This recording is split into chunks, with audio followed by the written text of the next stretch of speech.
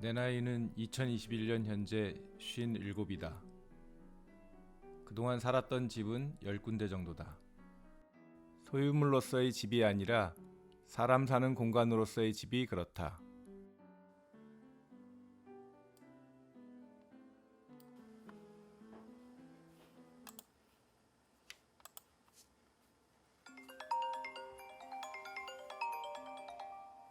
아버지는 전화를 걸어 똑같은 얘기를 반복할 때가 있다. 그래서 전화를 피할 때도 있다.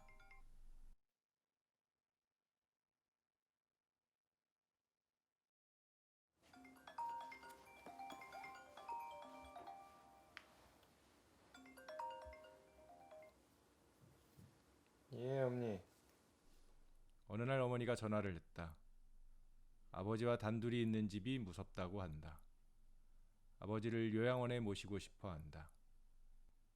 그동안 연로하신 부모에게 너무 무심했다는 자괴감이 들었다.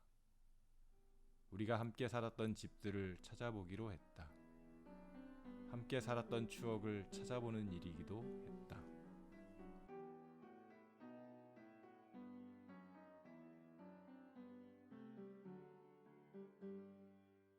나의 어머니 이점석, 나의 아버지 오세호.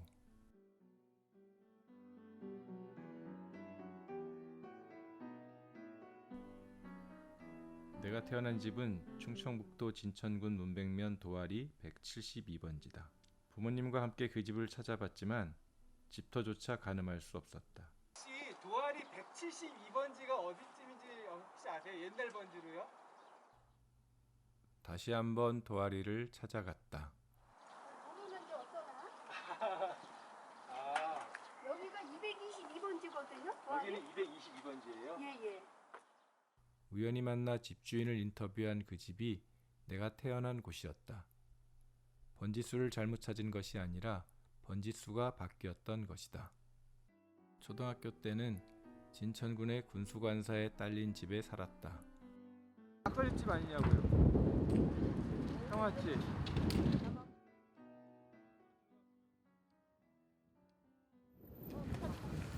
갑자기 평화집이란 단어가 떠올랐다.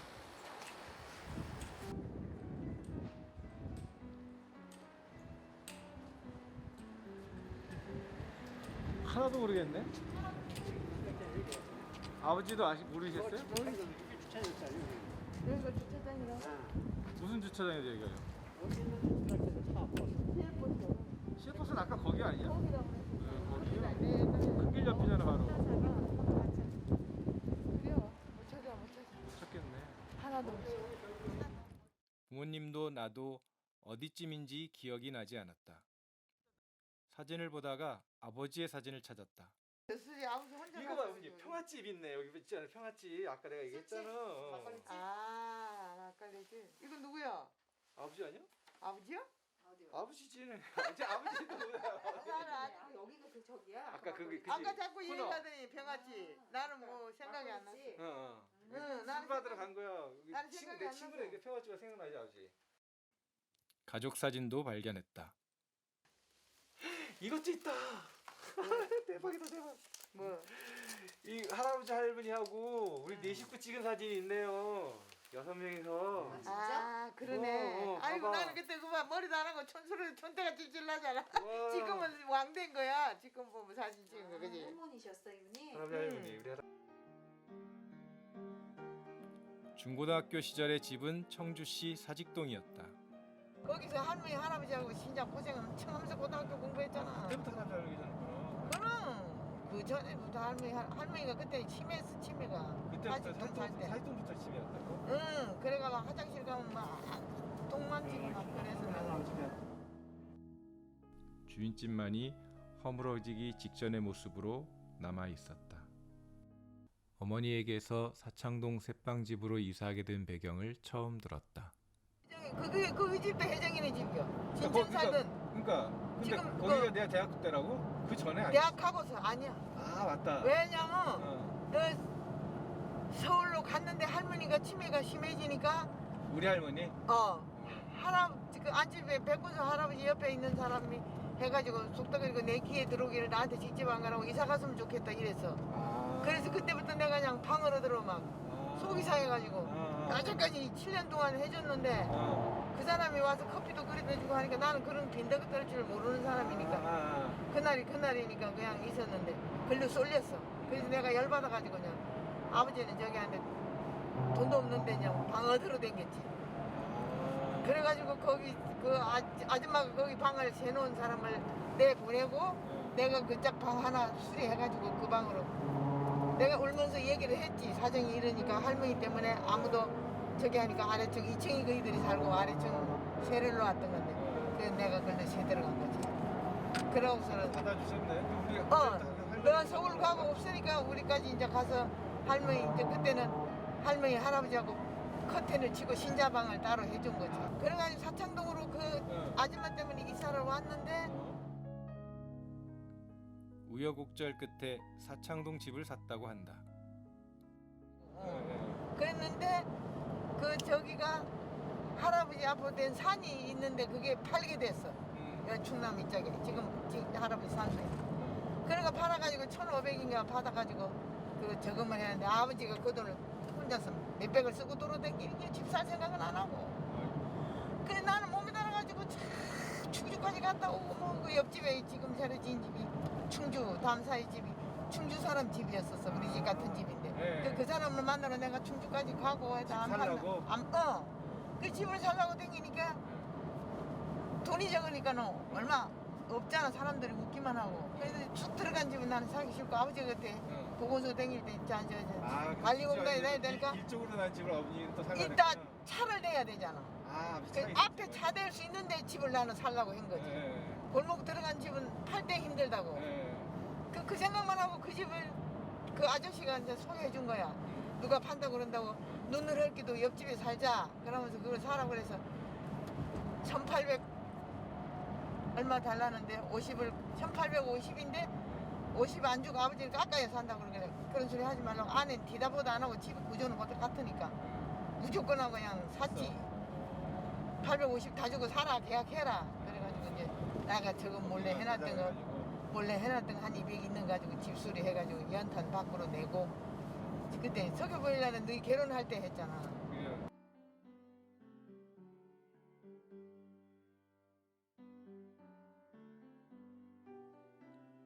지금의 본가는 주변의 개발로 키 작은 집이다.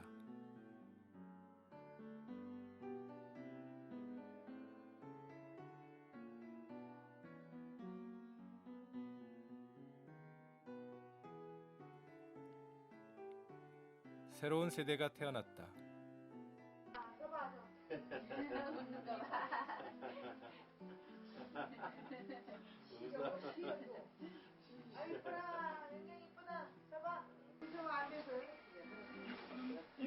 방송 깐다데 안 가봤어? 방송에 가서 세워놓고 있으니까요. 방송까지 왔어. 방송 너무 아주 예쁘다. 웃어. 할머니와 할아버지께서 돌아가셨다. 그리고 또 다른 생명이 태어나는 일도 있었다. 할아버지 때는 비가 투투투투 떨어져요. 할아버지 돌아가시고 할아버지한테 비 왔었나요?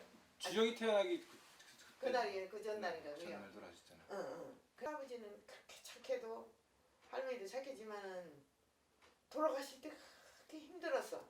한 일주일 밤을 꼴딱 세워서 5천원 씨하고 나하고 시시 계속 일어나 걸어들는 비라 그때 병원 할아버지가? 너무 힘들어가지고 그랬는데 할머니는 아침에 언제라도 식사를 내가 할아버지 여기 이 방에다 차려드리는데 일어나 안 추니까 눈동자가 이상해요. 2월 저기나 그래 2월 이튿날인가 그러는데 그래서 아버지 보고 토요일 날인데 오늘 가면 딴 데 가지 말고 토요일 날 퇴근하면 바로 오세요. 어머니가 이상해요. 그랬더니 죽을 못 잡숴. 밥을 떠났는데 안 넘어가. 그래서 이제 가서 저기 해가지고 조림에다 걸러가지고 이제 죽마냥 해가지고 맹물만 밥물만 쌀물 그 전에 그렇게 하더라고. 할머니 돌아가실 할 때 보면 돌아가시는 분들 그렇게 떠나주는데 안 넘어가. 꾹꾹꾹 소리가 나면서 그러면서 얌전하게 남들은 막 가래가 끓고 그런다는데 할머니는 뭐 많이 얌전하게 있어서 이제 다 왔지. 그냥 안방으로 모시고 이제 친척들 이 방에 있다가 다 오고 부산 큰아버지만 안 왔지. 다 와서 땡 둘러 앉았지. 저 큰엄마, 재석이, 저기 또 뭐 고모들하고 다 이렇게 앉아 있는데 12시를 넘으면 3일장이 돼야 돼. 근데 11시 50분에 딱 운명을 하시는 거야. 밤에. 근데 뭐 얼마나 얌전해. 그러니까 얌전해. 그냥 가만히 눈 감고 있다가 그냥 숨소리만 이제 났지. 잡숫던 그때 아침 그죽 먹고서는 그냥 눈 감고 있으니까 못 잡수고. 그래서 딱 모였는데 돌아가시고서는 그 다음 날 장례를 치르니까 얼마나 바빠.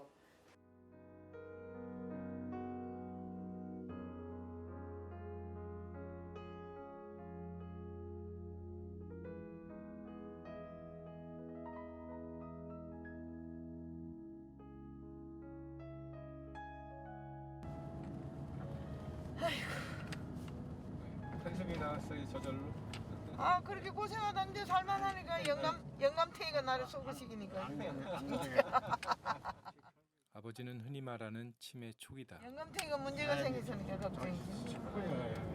그래도 그런 거 몰라. 아버지는 지금 자기야. 아버지는 집을 찾아오는 길을 서서히 잃었다. 제일 먼저 자동차 운전을 하지 않게 됐다. 자전거도 타지 못하게 됐다. 걸어 다니지만 가끔 길을 잃는다. 다행히 집 주소를 기억하기 때문에 택시를 이용한다. 연습도 할 겸 길을 나섰다. 바람 부는데 어디 가? 응? 어디가 바람 부는데? 네?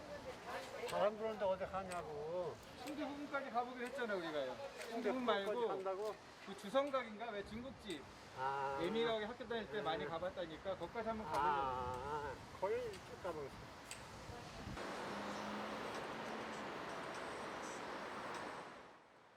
집은 변화가 없었지만 거리는 비교할 수 없을 정도로 번화해졌다.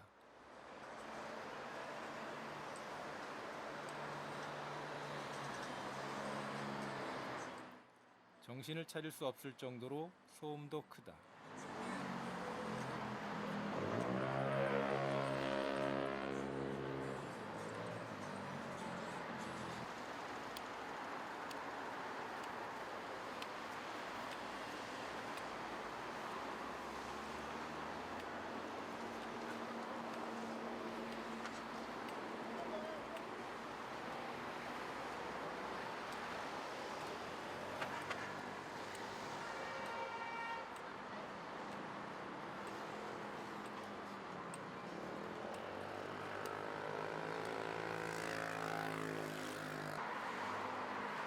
주성각 찾으셨다지? 네? 주성각 찾으셨어요? 맞아.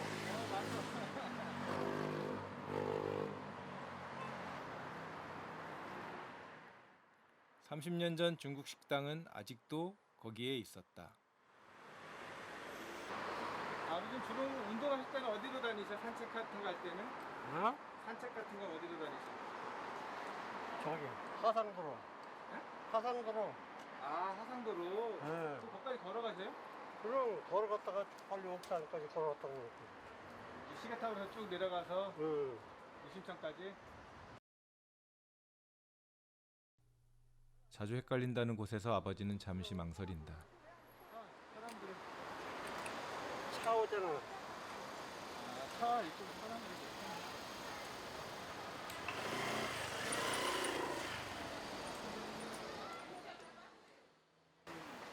이제 그만 찍어. 그만 찍어? 그래.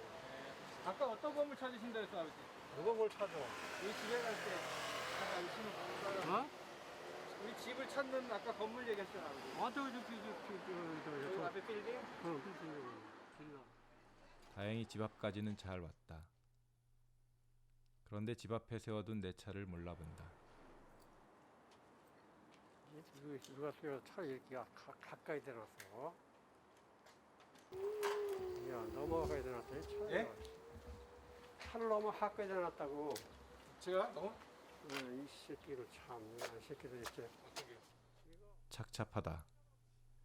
익숙해져야 한다는 마음도 있고 이런 일을 마주칠 때마다 당혹스러운 느낌도 있고 한두 번의 연습으로 아버지의 기억을 살려낼 수 있을 거라는 내 생각도 어처구니가 없다. 어머니는 두 분이 함께 주간보호센터에 다니는 길을 찾았다. 어머니는 아버지와 함께 집에 살 수 있는 길을 찾은 것이다. 부모님이 찾은 집은 두 분이 함께 살 수 있는 집이다.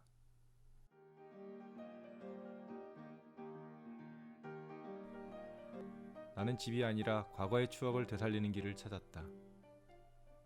좋았을 때를 회상하는 길이 아니라 우리가 함께했던 시간을 현재 시간으로 만드는 일이다.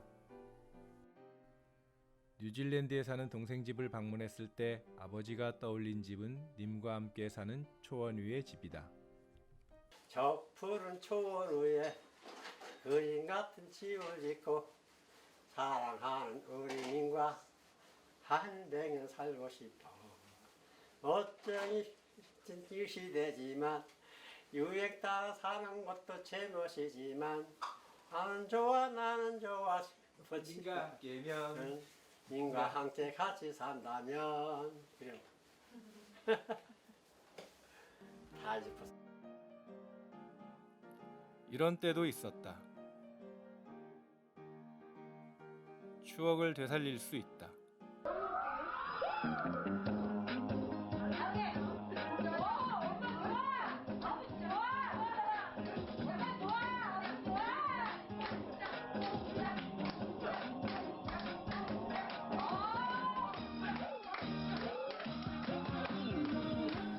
예전에 어머니가 노래했던 집은 비둘기처럼 다정하게 사는 집이다. 비둘기처럼 다정한 사람들이라면 장미꽃 넝쿨 우거지 그런 집을 지어요. 메아리 소리 해맑은 오솔길을 따라 산새들 노래 즐거운 옹달샘터에 비둘기처럼 다정한 사람들이라면 포근한 사람 엮어갈 그런 집을 지어요. 심어야 되는데 심을 장소도 째고. 하나짜리도 있어요. 그리고 노래처럼 장미꽃을 심기로 했다. 아직 넝쿨장미가 우거지진 않았지만 때가 되면 꽃은 핀다. 키 작은 두 분의 집에 장미꽃이 만발했으면 좋겠다. 다정한 사람들이라면 장미꽃 넝쿨 우거지